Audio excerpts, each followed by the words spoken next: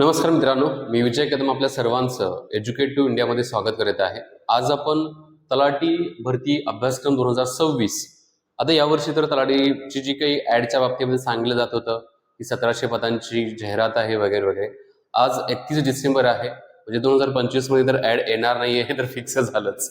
But हा पुढल्या वर्षी म्हणजे 2026 मध्ये डेफिनेटली तलाठी असेल, त्याचबरोबर नगर परिषदेच्या जागा असतील, जिल्हा परिषदेच्या जागा असतील, त्या भरपूर जागा सुटणार आहेत आणि त्या दृष्टिकोनातूनच काय केलं जात आहे तर अशा प्रकारचे मी जे काही तलाठी असेल, जिल्हा परिषद असेल, याच्या संदर्भातले काही test series educate to India ग्रुपच्या माध्यमातून तयार केले जात आहे आणि त्याच्यावरतीच मी आता काम करत आहे। आमची टीम सगळी काम करत आहे।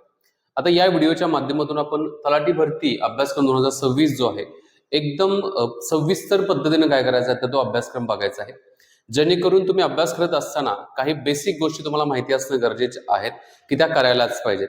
आता एक असा प्रश्न आहे की तलाठीची परीक्षा जी आहे ही परीक्षा एमपीसीच्या माध्यमातून घेतली जाणार आहे का टीसीएसच्या माध्यमातून घेतली जाणार आहे। आता या प्रश्नाचं उत्तर मागच्या 8 ते 10 दिवसापूर्वी जे काही एक स्टेटमेंट आणि न्यूजपेपरला पण आलं होतं की एमपीसीच्या माध्यमातून गट अ ब क या सगळ्या जागांच्या परीक्षा घेतल्या जाणार आहेत। आता तलाठीची परीक्षा बघितली तर गट क मध्ये येत आहे।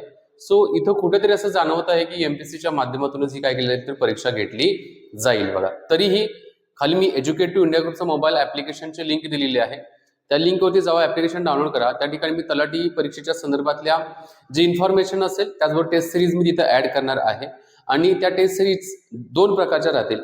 जर एमपीसीने घेतली तर पेन अँड पेपरच्या टाईपमध्ये पण मी तुम्हाला पीडीएफ प्रोव्हाइड करेल आणि त्याचबरोबर ऑनलाईन जरी असेल तर ऑनलाईन साठी पण मी काय करणार आहे तर तिथं तुम्हाला जे टीसीएस पॅटर्न असणार आहे ना एक्झाम सीबीडीचा, तशा पद्धतीने तुम्हाला तिथं टेस्ट तुम्ही देऊ शकता। बघा, ठीक आहे। आता या ठिकाणी आपण तलाठी भरती अभ्यासक्रम 2026 जो आहे हा संपूर्ण इन डिटेल मध्ये काय करायचं तर तिथं माहिती बघायची आहे। बघा, ओके।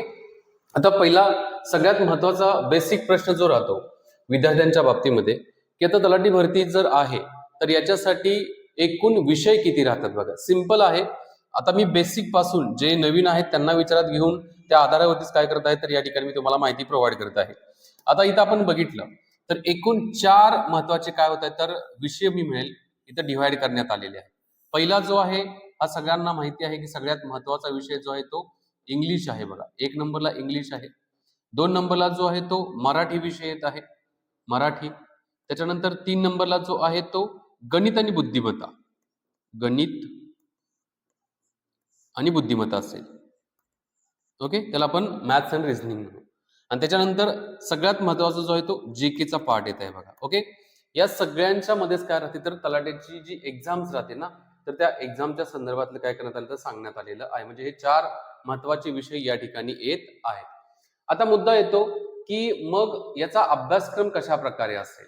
आता 1 बाय 1 आपण या अभ्यासक्रमाचं प्रॉपरली काय करायचं आहे तर इन्फॉर्मेशन या ठिकाणी घ्यायची आहे। बघा, आता पहिला आपण विषय घेऊया इंग्लिश। इंग्लिश विषयामधील प्रश्न कशा संदर्भात येतात हा एक सिंपल प्रश्न आहे, म्हणजे कशा संदर्भातले प्रश्न विचारले जाऊ शकतात। तर या ठिकाणी बघा एक एक आपण जर मुद्दा बघितला तर इंग्लिशच्या बाबतीमध्ये इथं इंग्लिश ग्रामर हा सगळ्यात महत्वाचा रोल प्ले करतो। बघा, याच्यामध्ये तलाठी एक्झामच्या पहिल्या इंग्लिश विषयाच्या मध्ये इंग्लिश ग्रामर असेल।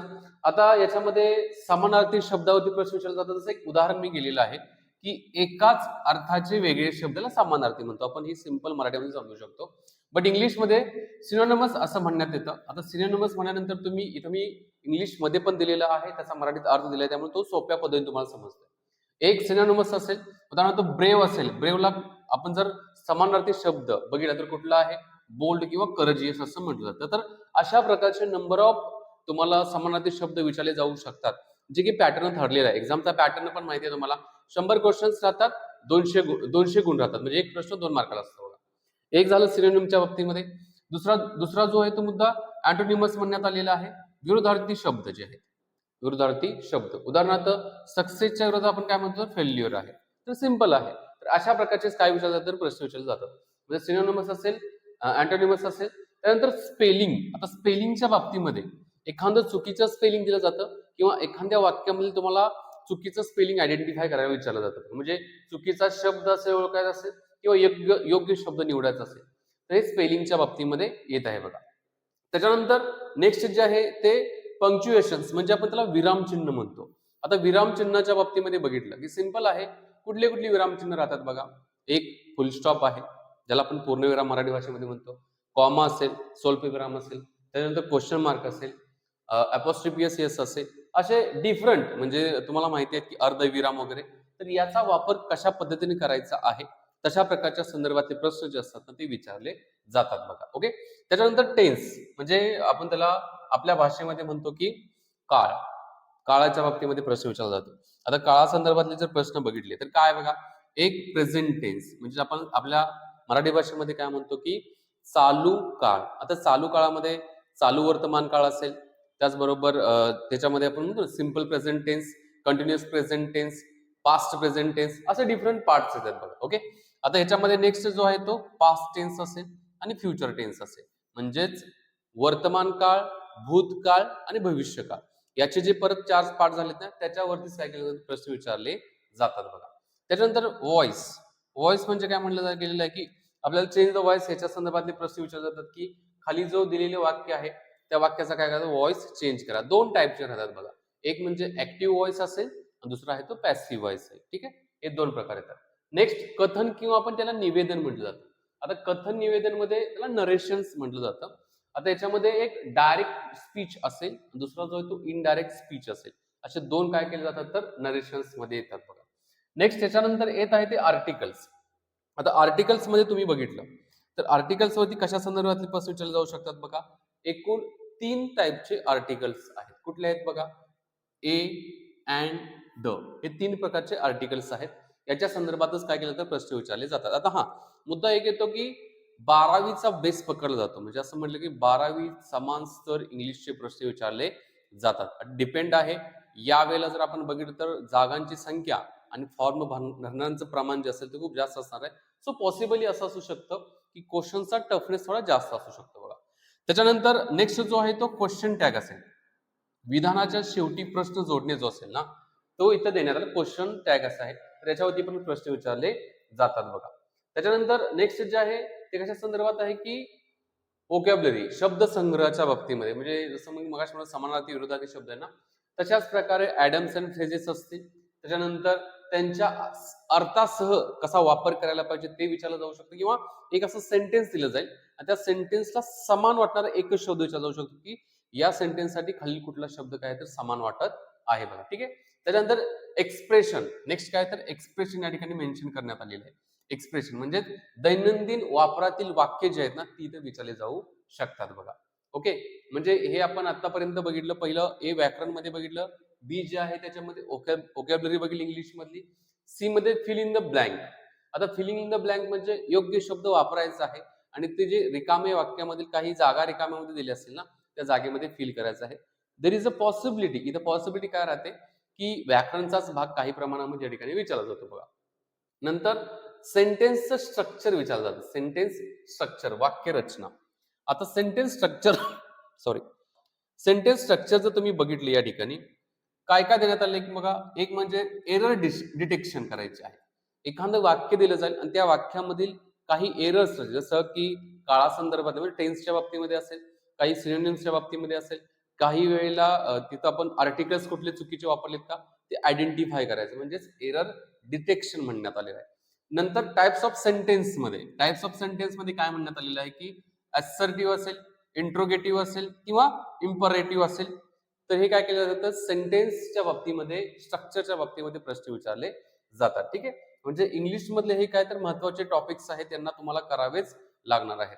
त्याच्यानंतर शेवटचा जो इंग्लिश मधला एक्सक्लामेटरी असेल, म्हणजेच आपण उद्गारवाचक, हा म्हणजे different types of the exclamatory राहतात बघा, तर त्याच्यावरती पण प्रश्न विचारले जाऊ शकतात. अशा प्रकारे पूर्णपणे जर आता आपण बघितलं, पूर्ण मी एक्सप्लेन केलेलं आहे या ठिकाणी की जे व्याकरण असेल, व्याकरणाबरोबर तुम्हाला त्याच्यामधील जे वेगळे पार्ट्स आहेत, सिनोनिम्स, अँटोनिम्स असतील, स्पेलिंग्स असतील, पंक्च्युएशन्स असतील, असे संपूर्ण एकदम डिटेलमध्ये दिलेलं आहे. आता याचा अभ्यास करताना तुम्हाला कसा करायला पाहिजे, एक सिंपल तुम्हाला पडलेला प्रश्न की याचा अभ्यास कसा करायला पाहिजे, तर प्रिव्हियस इयरचे जे क्वेश्चन्स पेपर आहे त्यांना थोडं अनालाइज करा, त्याचा एक बेस समजून घ्या आणि त्या आधारावरती काय केलं जातं तर याच्यावरती प्रश्न विचारले जाऊ शकतात.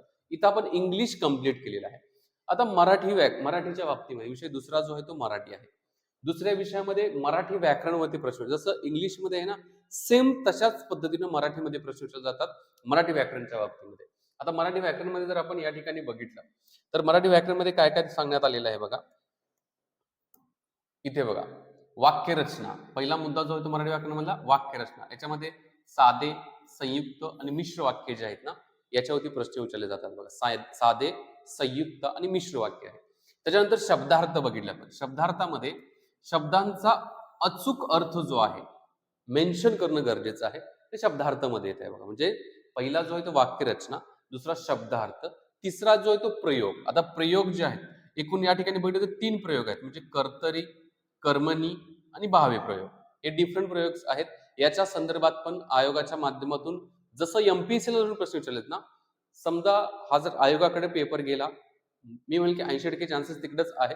बघूया आणखी त्याच्यानंतर काय चेंजेस होत असतील तर त्यावेळेला पण याच्या संदर्भातले प्रश्न विचारले जाऊ शकतात. मग समजा आयोगाकडे जात असेल, एमपीएससी कडे जात असेल ना, तर एमपीएससीचा जो प्रिव्हियस इयर क्लास 3 चे गट क चे जे मेन्स वगैरे एक्झाम झाले असेल ना, त्यावेळेला मराठी विषय जो असेल ना किंवा इव्हन तो गट ब चे असेल, तरी तुम्ही जर त्या लेवलचं प्रिपरेशन केलं ना, तर डेफिनेटली तुम्हाला या ठिकाणी काय होईल तर फायदा त्याचा होणार आहे बघा. त्याच्यानंतर नेक्स्ट जो आहे तो समासच्या बाबतीमध्ये. समासमध्ये तत्पुरुष असेल, द्वंद्व समास असेल, बहुव्रीही असेल, अव्ययी भावे असेल, तर हे काय तर समासमध्ये येतात.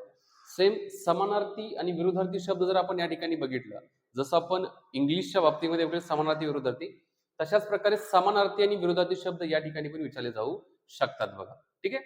त्याच्यानंतर म्हणी आणि वाक्यप्रचारच्या बाबतीमध्ये म्हण दिली जाते, त्या म्हणीचा अर्थ असतो, तो आपल्याला काय करायचा, म्हणीचा अर्थ बघायचा असेल आणि वाक्यात योग्य कसा वापर करायचा आहे त्या ठिकाणी सांगण्यात आलेले आहे. त्याच वेळेला काही वाक्यप्रचार असतात ना, तर ते वाक्यप्रचार वाक्याच्या संदर्भात वापरले जाऊ शकतात बघा. नंतर आहे शब्द संग्रहामध्ये पर्यायी शब्द एखाद्या वाक्याला किंवा एखाद्या शब्दाला पर्यायी शब्द कुठला असू शकतो तो इथे मेन्शन करायचा असतो बघा. समानार्थी विरोधार्थी शब्द असेल, हा पण पॉइंट खूप महत्वाचा आहे. जसं की आपण मगाशी बघितलं की समानार्थी विरोधार्थी शब्दावरती पण प्रश्न विचारले जातात, जसं इंग्लिशच्या बाबतीमध्ये तसं या ठिकाणी पण आहे बघा. मी एकदम डिटेलमध्ये तुमच्या बरोबर हा सिलेबस डिस्कस करत आहे, जेणेकरून याच्यातील जो सब पार्ट आहे तो तुम्हाला अभ्यासायचा आहे, त्याच्यावरती प्रश्न सोडवायचे आहेत, त्याच्यावरती टेस्ट सिरीज सोडवायचे आहेत, जेणेकरून तुम्हाला परीक्षेमध्ये कुठल्याही प्रकारचं टेन्शन येणार नाही, प्रॉब्लेम येणार नाही, तुमचा अभ्यास तुमच्यासाठी परिपूर्ण असेल बघा. आता आणखी एक मुद्दा येतो बघा, प्रसिद्ध पुस्तके असतील आणि त्याचे लेखक जे आहेत ना, जसं की एखादं पुस्तक एका लेखकाने लिहिलेलं असेल, जसं अग्निपंख हे कुणी पुस्तक लिहिलेलं असेल तर त्यांच्या संदर्भातलं नाव असेल. आता अग्निपंख पुस्तक कुणी लिहिलं तुम्हाला माहिती आहे, कुणाचं आत्मचरित्र आहे ते तुम्हाला माहिती आहे. त्यानंतर महाराष्ट्र आणि भारतातील काही लेखक, महत्वाचे लेखक असतील, त्यांच्या संदर्भात पण काय केलं जाऊ शकतो तर प्रश्न विचारला जाऊ शकतो. जसं पंडित जवाहरलाल नेहरू यांनी डिस्कवरी ऑफ इंडिया हे पुस्तक लिहिलेलं आहे. अशा प्रकारचे भारतातील लेखक झाले. जसे महाराष्ट्रातले पण काही लेखक असतील, त्यांच्या माध्यमातून जसं गुलामगिरी असेल, त्याच्यानंतर भरपूर अशी पुस्तकं आहेत की जी पुस्तकं काय करण्यात आलेली आहेत तर महाराष्ट्रातील लेखकांच्या माध्यमातून लिहिलेली आहेत, त्याच्या जोड्या लावा असं पण विचारलं जाऊ शकतं. ठीक आहे. म्हणजे या ठिकाणी आपण बघितलं की मराठीच्या बाबतीमध्ये प्रसिद्ध पुस्तके आणि लेखक याच्यावरती प्रश्न जाऊ शकतात. तर एकदम डिटेलमध्ये आपण काय केलं तर मराठीचा आपण जो सिलेबस जो आहे मराठी विषयाचा तो बघितलेला आहे. आता इथून चालू होत आहे सामान्य ज्ञान, याला आपण जी के म्हणतो, जनरल नॉलेज असं म्हणण्यात आलेलं आहे. जनरल नॉलेज मध्ये सगळ्यात महत्वाचे विषय कुठले आहेत बघा, इतिहास असेल, भूगोल असेल, काही प्रमाणे अर्थशास्त्र, राज्यशास्त्र, करंट अफेअर. सगळ्यात महत्वाचा रोल जो राहतो ना तो करंट अफेअरचा आहे. आता थोडं पण सामान्य ज्ञान मध्ये इतिहासाच्या बाबतीमध्ये आपण बघू. आता इतिहासाच्या बाबतीमध्ये बघत असताना आपल्याला इतिहास या विषयाच्या बाबतीमध्ये एक्झॅक्टली कुठून अभ्यासला पाहिजे, इतिहासाचा तसा विचार केला, प्राचीन भारताचा इतिहास, प्राचीन महाराष्ट्राचा इतिहास, प्राचीन नंतर मध्ययुगीन भारताचा, मध्ययुगीन महाराष्ट्राचा, नंतर मध्ययुगीन नंतर आधुनिक भारताचा, आधुनिक महाराष्ट्राचा. तर असं नाहीये, या ठिकाणी तुम्हाला काय करायचं आहे, आधुनिक पासून चालू करायचं. म्हणजे इतिहास विषयाच्या बाबतीमध्ये 1857चा उठावानंतरचा जो इतिहास आहे तो काय म्हटलं जातो तर आधुनिक भारताचा इतिहास. आता याच्यामध्येच भारताचा येत असेल तर महाराष्ट्राचा पण रेफरन्स या ठिकाणी येत आहे. आता याच्यामध्ये आधुनिक भारत असेल, त्यानंतर महाराष्ट्राचा इतिहास असेल आणि समाज सुधारक असेल. काही महत्वाचे बघा 15 समाज सुधारक आहेत. या 15 समाज सुधारक, जसं डॉक्टर बाबासाहेब आंबेडकरांच्यावरती प्रश्न भरपूर विचारले गेलेले आहेत. त्याच्यानंतर नेक्स्ट जे आहेत ते आपले महर्षी धोंडो केशव कर्वे असेल, त्यानंतर महर्षी विठ्ठलरामजी शिंदे असतील, असे जे महत्वाचे समाज सुधारक आहेत ना, गोगा आगरकर वगैरे असेल, तर यांच्यावरती 100% प्रश्न विचारलेले आहेत. तर अशा प्रकारचे 15 समाज सुधारक तुम्हाला अभ्यासणं गरजेचं आहे आणि त्याच्यावरचे प्रश्न तुम्हाला बघितले पाहिजेत बघा. एज्युकेट इंडिया ग्रुपचं मोबाईल ऍप्लिकेशन आहे, त्याच्यामध्ये समाज सुधारकाचा एक छोटासा कोर्स आहे. मे बी तो 50 रुपयाचा असेल. तो कोर्स तुम्ही जर बघितला तर हा टॉपिक तुमचा काय होतो तर जागेवर त्या ठिकाणी कव्हर होत आहे बघा. ठीक आहे. त्याच्यानंतरचा नेक्स्ट जो आहे तो भूगोलाच्या बाबतीमध्ये. नेक्स्ट विषय जो आहे तो जॉग्राफी. आता भूगोलाच्या बाबतीमध्ये आपण जर बघितलं तर जॉग्राफीमध्ये भारताचा आणि महाराष्ट्राचा भूगोल म्हणजे भारताचा आणि महाराष्ट्राचा भूगोल या ठिकाणी येत आहे. त्याच्यानंतर याच्यामध्ये काय काय येतं मेनली नद्या असेल, पर्वत असेल, माती असेल, पर्जन्यमान असेल तर याच्यावरती प्रश्न विचारले जातात बघा. त्याच्यानंतर शेती आणि उद्योग. आता शेती आणि उद्योग जो आहे ना याचं थोडं कनेक्शन जर बघितलं तुम्हाला एक म्हणजे एका साईडला जॉग्राफी आहे, एका साईडला जॉग्राफी आहे आणि दुसऱ्या साईडला बघितलं तर काही प्रमाणामध्ये इकॉनॉमिक्स जो आहे या इकॉनॉमिक्सचं थोडं काय दिसतं तर कनेक्शन पाहायला मिळतं बघा. शेती आणि उद्योगाच्या बाबतीमध्ये हा मुद्दा येत आहे बघा. त्याच्यानंतर नेक्स्ट जे आहे ती भारताची राज्यघटना. आता भारताच्या राज्यघटनेमध्ये तुम्ही बघितलं तर मूलभूत हक्क म्हणजे मूलभूत हक्क भारताच्या राज्यघटनेतील भाग 3 मधील कलम जर आपण बघितलं कलम जो 14 पासून 35 पर्यंतच्या कलमापर्यंत मूलभूत हक्काच्या बाबतीमध्ये आहे. त्याच्यानंतर कर्तव्य असतील, कर्तव्य म्हणजे मूलभूत कर्तव्याच्या बाबतीमध्ये असेल. मी म्हणेल की कलम 1 पासून कलम 395 पर्यंतची कलम असतील, त्याचबरोबर त्याचे भाग असतील म्हणजे जे काही पार्ट असतील, सब पार्ट्स वगैरे असतील तर त्यांचा अभ्यास करणं गरजेचं आहे. आणि घटनेची रचना म्हणजे बेसिक घटनेचं जे आहे ना ते तुम्ही अभ्यास करणं काय तर गरजेचं आहे. ठीक आहे. हे म्हणजे इतिहास झाला, भूगोल झाला, काही प्रमाणामध्ये अर्थशास्त्र झाला, काही प्रमाणामध्ये या ठिकाणी काय करण्यात आलेलं तर राज्यशास्त्राचा रेफरन्स देण्यात आलेला आहे बघा. त्याच्यानंतर नेक्स्ट जो आहे तो सामान्य विज्ञान. सामान्य विज्ञानमध्ये एक्झाम मध्ये प्रश्न विचारताना 3 महत्वाचे भाग विचारात घेतले जातात बघा. 3 कुठले कुठले भाग आहेत याच्या ठिकाणी. एक भौतिकशास्त्र, आपण त्याला काय म्हणतो तर फिजिक्स म्हणतो बघा. फिजिक्स, भौतिकशास्त्र. त्याच्यानंतर आहे रसायनशास्त्र, केमिस्ट्री असेल, केमिस्ट्री. ओके. त्याच्यानंतर आहे जीवशास्त्र म्हणजे दैनंदिन जीवनाशी संबंधित. जीवशास्त्रामध्ये काय प्रश्न राहतात बघा. व्हिटॅमिन्स वरती प्रश्न म्हणजे आपले जे जीवनसत्व आहेत त्याच्या संदर्भात असेल, वेगवेगळ्या प्रकारचे रोग कशामुळे होतात त्याच्या संदर्भातले असेल, नंतर जीवाणूमुळे होणारे रोग, विषाणूमुळे होणारे रोग असेल, परजीवीमुळे होणारे रोग असेल, असे बरेच प्रश्न इथून विचारले जाऊ शकतात बघा. सगळ्यात महत्वाचा जो भाग आहे हा चालू घडामोडीच्या बाबतीमध्ये या ठिकाणी सांगण्यात आलेला आहे. चालू घडामोडीचा जर आपण प्रॉपरली जर बघितला मुद्दा बघितला तर या ठिकाणी बघा राष्ट्रीय, आंतरराष्ट्रीय, महाराष्ट्र लेवलच्या चालू घडामोडी इथं विचारल्या जाऊ शकतात बघा. आता आरटीआय पण खूप इम्पॉर्टंट आहे बघा. आरटीआयच्या संदर्भात राईट टू इन्फॉर्मेशन जे आहे ना या राईट टू इन्फॉर्मेशनचा उद्दिष्ट काय होतं, नागरिकांचे अधिकार कोणते होते, त्याच्यानंतर माहिती आणि तंत्रज्ञानामध्ये संगणकाचे मूलभूत तत्व काय होतं, इंटरनेट कशाला म्हटलं जातं, ईमेल काय आहे, त्याच्यानंतर सॉफ्टवेअर, हार्डवेअर म्हणजे थोडक्यात कॉम्प्युटर सिस्टीम जी जाते ना त्याच्या संदर्भातली माहिती तुम्हाला काय करायची असते तर अभ्यासणं गरजेची असते बघा. नेक्स्ट जो आहे तो बौद्धिक चाचणी, याला आपण रिझनिंग म्हणतो. मॅथ्स आणि रिझनिंग या दोन्ही टॉपिकला एकत्र केलेलं आहे. आता मॅथ्स आणि रिझनिंगच्या बाबतीमध्ये थोडं आपण बघूया. आता मॅथ्स पहिल्यांदा रिझनिंगच्या बाबतीमध्ये जर आपण बघितलं तर इथं बघितलं रिझनिंग मध्ये पहिल्यांदा काय तर क्रममालिका म्हणण्यात आली. क्रममालिका म्हणजे नंबर सिस्टीम आपण म्हणतो किंवा अल्फाबेट सिरीज असं म्हटलं जातं. एका सिंपल पुस्तकामध्ये तुम्हाला याची माहिती मिळून जाईल. काही व्हिडिओज असतील, तुम्ही त्या व्हिडिओज बघितले तर तुम्हाला याच्या संदर्भातले काय मिळतं. बेसिक कम्प्लीट झालं ना, स्पीड इम्पॉर्टंट आहे. म्हणजे अशा प्रकारचे प्रश्न सोडवायला स्पीड इम्पॉर्टंट आहे. नंतर वेगळा शब्द आपल्याला काय करायचा आहे तर आयडेंटिफाय करणं हा दुसरा टॉपिक असेल. अॅनॉलॉजी असेल, व्हेन आकृती असेल किंवा वाक्यावर आधारित निष्कर्ष असेल. याच्यावरती आणखी काही भरपूर म्हणजे कोडिंग, डिकोडिंगचे असतील असे भरपूर येतात. हे बेसिक इम्पॉर्टंट जे आहेत ना मुद्दे मी तुम्हाला काय केले तिथे घेतलेले आहेत बघा. नेक्स्ट अंकगणिताच्या बाबतीमध्ये याला मॅथमॅटिक्स आपण म्हणतो. मूलभूत क्रिया. मूलभूत क्रिया म्हणजे कुठल्या कुठल्या आहेत भाऊ, बेरीज आहे, वजाबाकी आहे, गुणाकार आहे, भागाकार आहे. ह्या काय तर मूलभूत क्रिया आहेत आणि ह्या मूलभूत क्रियांना धरून काय केलं जातं तर प्रश्न विचारले जातात बघा. ओके. हे काय तर महत्वाचे घटकामध्ये येतात बघा. आता आणखी सरासरी असेल, नफा तोटा असेल, त्याच्यानंतर सरळ व्याज असेल, चक्रवाढ व्याज असेल, काळ, काम, वेग, मापन आणि परिणाम. आता इथे जर तुम्ही बघितलं ना या ठिकाणी हे खूप इम्पॉर्टंट आहे. म्हणजे हे जे टॉपिक खाली मी घेतलेत ना हे खूप इम्पॉर्टंट टॉपिक आहेत की बाबांनो ऍव्हरेज वरती प्रश्न विचारले जातात, नफा तोट्यावरती प्रश्न विचारले जातात, विचारले जातातच. ओके. सरळ व्याज असेल, चक्रवाढ व्याज असेल, काळ, काम, वेग असेल आणि मापन परिमाण असेल तर हे इम्पॉर्टंट टॉपिक आहेत, त्यांना अभ्यास गरजेचं आहे बघा. आता हे सगळं आता आपण काय केलं की मराठी म्हणजे एकूण 4 विषयांच्या बाबतीमध्ये इंग्लिश असेल, इंग्लिश, त्याच्यानंतर मराठी असेल, मराठी विषयाच्या बाबतीमध्ये माहिती बघितली, कुठला टॉपिक कुठले इम्पॉर्टंट आहे ते बघितलं. त्याच्यानंतर आपण जी-के बघितलं, जनरल नॉलेजच्या बाबतीमध्ये बघितलं. त्याच्यानंतर मॅथ्स आणि रिझनिंगच्या बाबतीमध्ये बघितलं. आता हे जे आपण 4 महत्त्वाचे विषय घेतले, माहिती आहे तुम्हाला प्रत्येक ह्याच्यावरती काय राहतं तर 25 क्वेश्चन्स राहतात बघा. किती?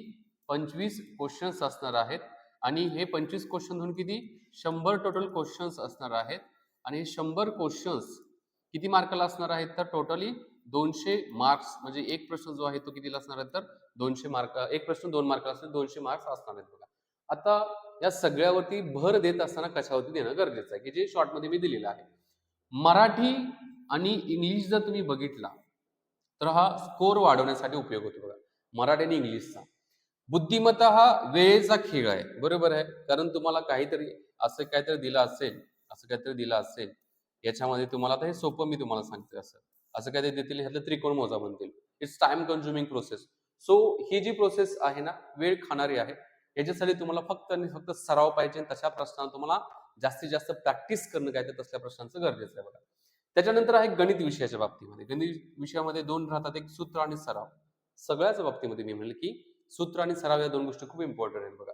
नंतर जी-के जनरल नॉलेजच्या बाबतीमध्ये नियमित अपडेट असणं आणि त्याचबरोबर तुम्हाला जे विषय देण्यात आलेले आहेत जसं इतिहास, भूगोल, काही प्रमाणामध्ये अर्थशास्त्र असेल, राज्यशास्त्र असेल, तर त्या विषयांना अपडेट असणं काहीतरी गरजेचं आहे. अशा पद्धतीने तुम्ही जर गेला या दृष्टिकोनातून तर डेफिनेटली तुम्हाला फायदा होणार आहे. आणि हा काय तर तलाठी परीक्षेचा एकदम सविस्तर अभ्यासक्रम मी तुमच्या बरोबर काय केलं तर डिस्कस केलेला आहे. खाली ऍप्लिकेशनची लिंक दिलेली, ऍप्लिकेशन डाउनलोड करा. त्याच्यामध्ये काही टेस्ट तुम्हाला फ्री पाहायला भेटतील आणि त्याचबरोबर काही नोट्स पण, ही जी काही तुम्हाला एक्सप्लेन केलेली जी काही पीडीएफ वगैरे आहेत ना, त्या सगळ्या मी त्या ठिकाणी काय करेल तर तुमच्या बरोबर शेअर करेल बघा. चॅनलला नक्की लाईक करा, व्हिडिओला लाईक नक्की करा, चॅनलला सबस्क्राईब करा आणि अशा प्रकारच्या भविष्यातला व्हिडिओ तुमच्यापर्यंत डेफिनेटली येत राहतील. मी या ठिकाणी थांबतो. जय हिंद मित्रांनो.